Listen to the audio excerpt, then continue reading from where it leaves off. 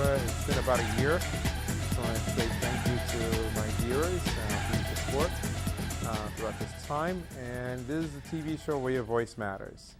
And we bring various different guests who are doing some really amazing things out in the community. These are your local neighbors. And so it gives an opportunity to share some of the things that are really doing.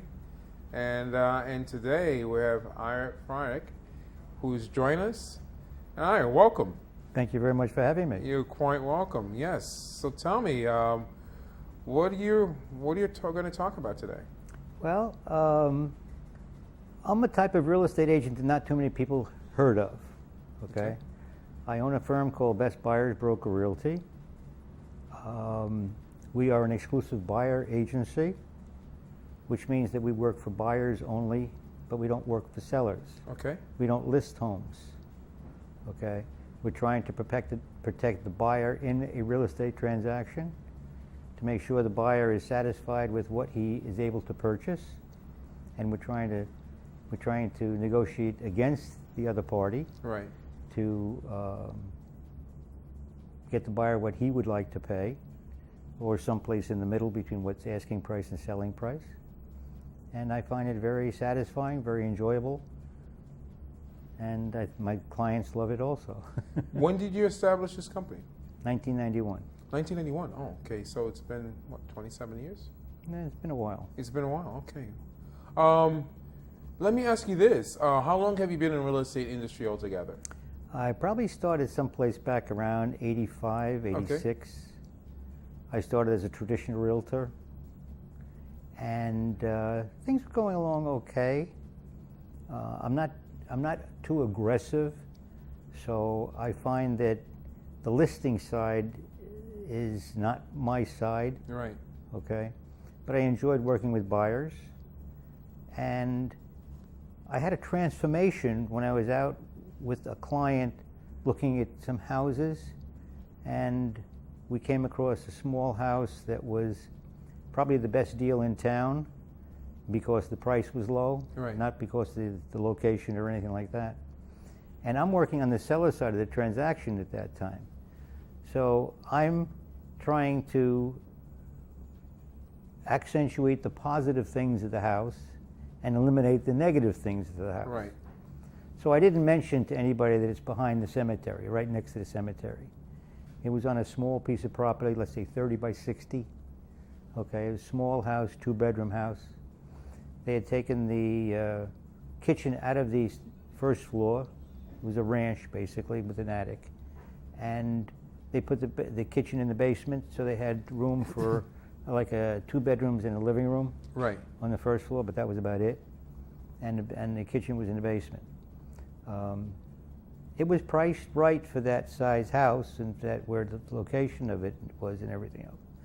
And I'm trying to extol the virtues of the house. There weren't very many, but I was trying to concentrate on that. And my buyers liked it, and after the meeting, I went back and I thought about all the things I did, and I didn't like what I did. Okay? They should not be buying the house. It was a young couple, probably going to have kids shortly thereafter, and there's no room for children in the house. I mean, it's only a 2-bedroom house. Right. So I thought about it an awful lot, and they didn't take the house, or they didn't negotiate on the house, but I felt I couldn't work with them properly, so I decided to sit back and look at things. And in looking at things, I came across something called buyer agency, all right, where the real estate agent works on the buyer's side of the transaction, not on the seller's side. Mm-hmm. And after engrossing myself in everything that was available at the time, I decided this is what I really want to do. And about 6 months later, I opened up Best Buyers Broker Realty. Wow. So tell me, I guess, because obviously you had an epiphany, or you had a transformation. Right. That's interesting. I think in the same situation, if it appeared, most people would have been like, you know what, got to look out for myself. And here you were looking out for. No, my whole life I've been trying to help others do things. Right. I love teaching. I like, things like that, so that I can help you. Exactly. Okay, and that's what my business does. Right. And what have you found to be the most rewarding part of it thus far? Really, the interrelationship between myself and the client. I'm trying to be on my best behavior when I'm with them, and they appreciate it. Many real estate agents are hard to locate. I'm easy to find. I use text messaging all the time. I'm not too good at looking at my emails. I get too many spam things. Okay. I know the feeling. Okay.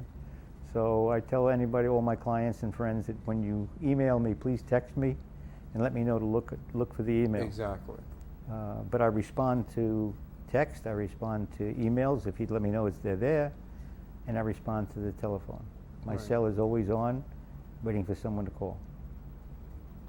All right, let me ask you this. What are your thoughts about what happened, which I thought was a travesty of what took place in our country back in 2008 with the subprime loans and everything else, and the devastation that it caused? I know some friends that were, they just wanted to have that, the American dream, having their first home and everything else, and they got caught in that trap, and it was really unfortunate what took place. I mean, somebody like yourself, what are your thoughts about that? My thoughts are not good, but the point really is you don't know where to put the finger. There's no place to say this party or this branch of government or this industry was really at blame. Right.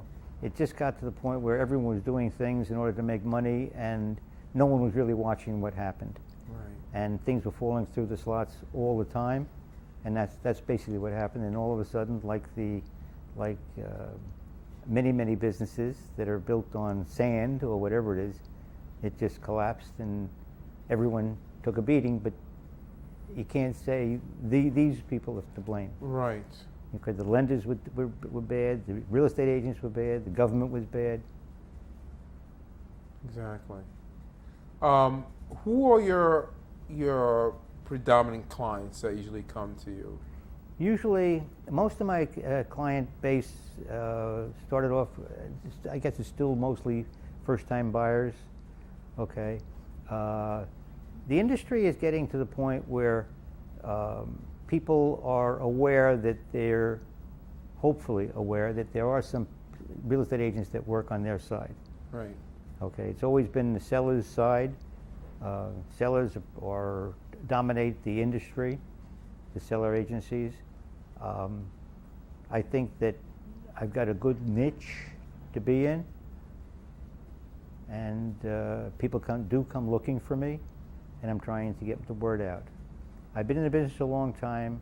About 6 years ago, I decided to cut back, and I did cut back, but I guess I cut back too much.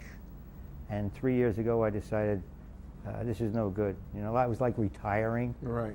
and I didn't want to retire. Right. Couldn't do anything, so I started getting back in the business, and I'm rebuilding now. And what's your website so people know? Homes for Sale, SN for South Nassau.com. Homes for Sale, SN.com. Okay. Wonderful. And tell me, I had a speaker here, a guest here, a few months back, and she's from an organization called Racism, and she's been her organization's been involved with talking about how in Long Island there's a lot of situations and scenarios where there's what's the word I'm looking for? There's a lot of segregation, and as far as certain areas, certain communities do not certain types of people to be in their communities. What are your thoughts about that? Well, first of all, that's illegal. Okay? Everybody can live wherever they want to as long as they can afford to live there. Right. Okay? My business is built around that premise. Okay? If someone becomes a client of mine, anything that's available for sale is available to them. Right. Okay? At times, I have had extreme instances of people not wanting to have other people in their neighborhood. Right. I guess that's the best way to put it. Right. And I can tell stories about that too. But I'm on the buyer's side. So if the buyer wants to do something, I will do it for them. Right. All right. I don't let color stand in the way. Okay. I will do whatever has to be done in order to get them what they want. All right.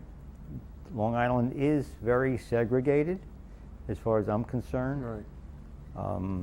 There are towns where, well, I had an instance that we were dealing with a person of color wanted to buy an apartment in Forest Hills. Forest Hills has many areas where you can't do that. Okay, and she happened to be making a lot of money, but it was a co-op, and it had to go through the co-op board, and the co-op board turned her down.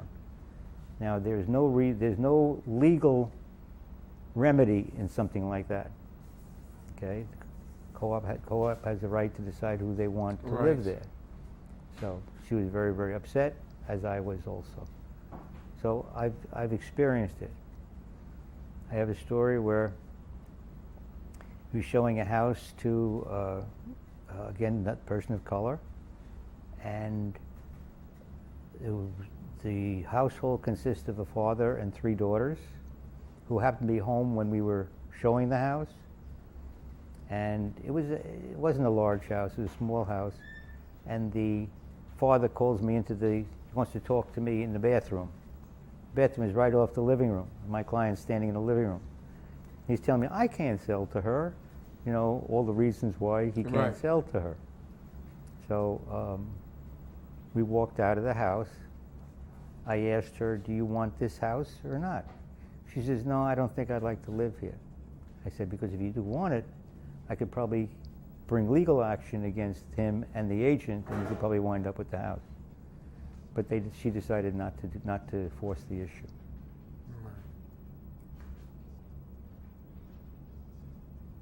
Yeah. Wow. What are some of the challenges that you also find in work that you do? Challenges are really getting the word out of what I do as opposed to what other people do. Anybody can be a buyer's agent. You know, you get a real estate license, and then you can say, well, I want to use my license. I have to be a fiduciary. I'm in a fiduciary position, licensed by the state of New York. Okay, and I've got to put your interests ahead of my own. And they can work in a regular real estate office as a buyer agent. Well, the buyer agent is working within a firm where the chief of the operation, the broker, okay, owns all the listings. Okay, the agent is just working for the broker. And listings are the name of the game, so the story goes. So if I'm in a firm that has listings, and I'm working on the buyer side of the transaction, and let's say I have a problem and I have to go to the broker to solve the problem, I don't know which answer I'm going to get. Right. There are always 2 answers to every real estate problem. Right. Okay, and if he gives me an answer, he's my boss. So I've got to do what he says, although I may realize that it's not the right thing to do, but For your client. I don't have a choice. Yeah. So that's why I set up a firm that strictly works on the buyer's side. I don't have to watch what sellers say or what sellers tell other sellers.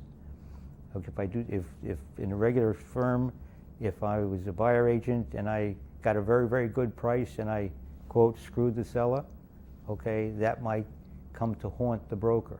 Right. All right, because he's supposed to be representing the seller, and I came in and I undercut him. Exactly. Okay, so the challenge that I have is getting the word out, basically.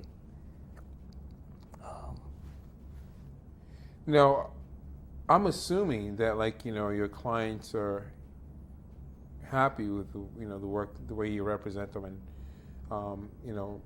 and that you think that they would refer you. I do get referrals. I don't push for them. Again, I'm a very laid-back person when it comes to asking someone to do me a favor. I don't mind doing you a favor, and I enjoy doing you a favor. But as far as asking someone to do something for me, I have difficulty with that. Right. That's my own personality. No, that's me too. I can definitely relate to that. Well, I think it's wonderful, and I hope that as viewers here watching this, is able to definitely use your services, and beneficial. I always feel like always fighting for the little guy, Right. That's what I do. And that's what it comes down to. And I think that's great that there's someone out here that's able to do that, and they could feel confident, because I think sometimes in general situations, a lot of buyers just don't know. They feel that's like, the thing. Yeah. What I can provide to buyers that normally is not available to many of them is I set it up so any house that's on the market, my buyers can see, okay? If I have difficulty getting in, and I have had difficulty at times, I go through the process of creating a letter to the state saying that the other agent is interfering in the transaction, I can't get to see such and such house, and I send it to the broker, and all of a sudden, I can get into the house. Right. Okay? I threatened to send it to the Department of State. Right. I want him to look at it before I forward it to the Department of State. Right. And it opens up many things that I wouldn't have gotten into. Interesting. I don't think that the traditional buyer agent can do anything like that. His broker would come down heavy on him, and I'm almost positive. Okay, but because it's my own business, I have the freedom to do that. Your independence to be able to do that. So I can get into houses that no one else can get into. It doesn't have to be a listed house. It could be a for sale by owner. Okay. When I'm working with a for sale by owner, I let them know that, I'm not going to ask for a commission from them. The transaction evolves so that I get my commission anyway. Right. But I'm not going to ask for it. What else do I do? I respond quickly to any communications, okay? I keep my buyer appraised of whatever is going on at all times. I am available to them almost any time. I can set my own schedule, 'cause it's my own business. Right. And I can just keep on going, et cetera, et cetera.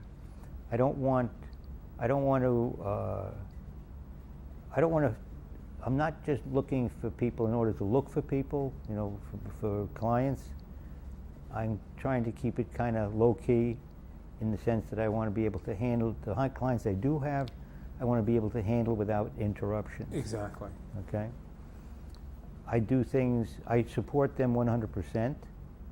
I accompany a home inspector when the home inspector goes through the house. I recommend home inspectors that I personally use, and if they want that, that's fine. We can get together and I ask questions. When someone goes through the house, they see things, someone else sees other things, right, etc. So even though the home inspector is going to go through the house, there are times that he's missing some things that I can point out to him and ask questions, or the customer. I allow my client to point out things also. All right, so we have a dialogue as we're going through the house. I then want a copy of the home inspection. My client gives the inspector permission to send me a copy. And once I get by the time we go into the home inspection, I've already negotiated the price of the house. Okay? And the seller thinks that that's what he's going to get. Right. Except that if there are problems with the home inspection, we go back in and we renegotiate. Right. Okay? And get things done that we want to have done. I support as I keep on saying, I support my client 100%. So whatever needs to be done, I'm trying to do. I'm trying to get them, okay, the price they want, or as close as I can to it. Sometimes it's possible, sometimes it's not. Right, exactly. I mean, you're dealing with a seller who wants the highest price, Right, of course. and a buyer that wants the lowest price. Right. And that's the basic conflict of interest. That's why a traditional agent can't really work well with a buyer and fulfill his obligation to them. Okay. Anyway. Yeah, that's a tricky part. Have you ever run into a scenario, Ira, where like a buyer really, really, really wants that house, but you feel like, you know what, like the situation that you described, you know, in the beginning, where you decide to, like, you know what, I'm going to go this way, where you feel like, you know what, for what they want and for what their needs are, it may not fulfill the needs that they really want, but they just want it badly. Have you ever found yourself in a scenario where you felt like, you know, you pulled them aside, like, look, I know you really want this house, but I don't think it's really for you? Well, I'm in the midst of a transaction like that right now. Yeah. Okay. I'm not going to mention names No, or of course anything not, like no. that. Okay. But we found a house that is very, very nice. It's in a good location. The traffic there is low. All right. It's a big house. Had some difficulty with the seller's agent.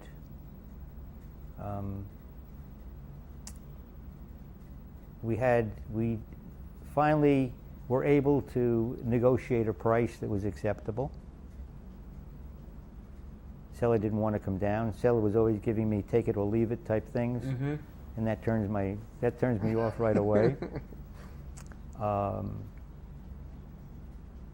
And seller really wants the house, but because of the actions of the seller and the action of the seller's agent, at one point in time I said to them, I said, you know, I really don't recommend getting this place because I don't trust either the agent or the seller. Right. And we had a list of requests. We wanted to have the sewer line checked to make sure it wasn't blocked or partially blocked. We wanted to have the roof checked, okay? So by an experienced roofer. The home inspector is someone who can give you rough estimates of what's going on, Yeah. but he can't really get down. He doesn't really want to get down in the nitty-gritty. He's Right. not a roofer. He's not a plumber, etc. And they refused to let us do those things. So I said to my client, look, I just don't trust what's going on. My gut feel says we should walk away from this house. And they said, fine. They really wanted the house, but they took my Right. advice. So we walked away from the house. The following week, the agent calls me and says, what's wrong? What's happening? And I said, well, you gave me a final deadline of 5 o'clock to respond to you, and I didn't respond to you, so I assumed the deal was dead. We decided to walk and view other houses. So she said, no, you know, we'd like to do this deal. So I said, well, let me think about it. So I got back to my clients and put the thing. And all the demands that they really wanted, we put into a piece of paper, okay? I sent her an email the following day and said, this is what we want, no negotiations, take it or leave it. And they took it. They took it. So we just went to contract the other day. Oh. Yeah.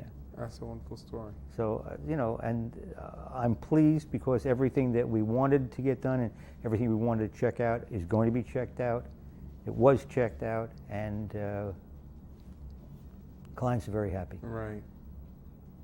Well, all right. Seems like you're the type of person that people would want in their corner. So. I hope so. Yeah. Well, I mean,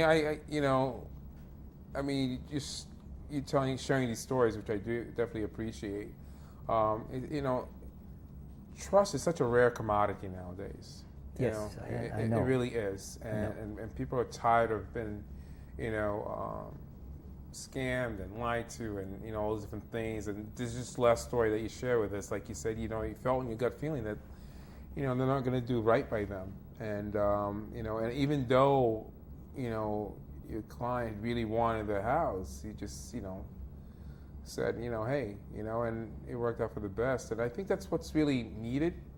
And, and again, fighting for the little guy and everything else, I think, you always need a champion that will be there for them, and they feel that that could be the case. And, what I hope our viewers watching here today, do spread that and, come to you and, in situations where they feel like, hey, this is the kind of person that I want on my side.